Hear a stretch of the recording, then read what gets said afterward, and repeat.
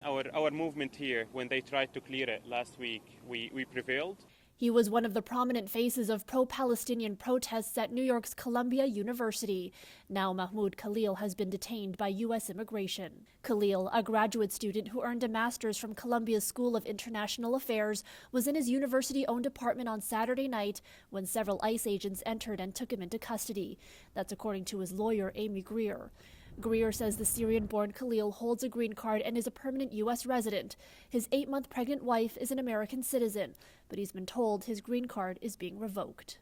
Green card holders have rights. They just cannot be picked up in the way he has been and detained incognito. A spokesperson for the Department of Homeland Security described the arrest as being, quote, in support of President Trump's executive orders prohibiting anti-Semitism, and alleges, without evidence, that Khalil, quote, led activities aligned to Hamas, a designated terrorist organization. Let's assume that he has been solely involved in campus protests for Palestinian rights. That in itself should not constitute material support to terrorism. The government has a very high burden of proof. This is the first of many to come, wrote U.S. President Donald Trump on social media on Monday.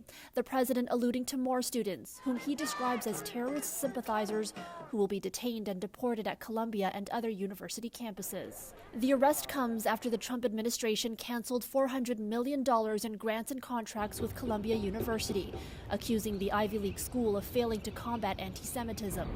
In response, the school's interim president said it was working with the federal government to address its concerns.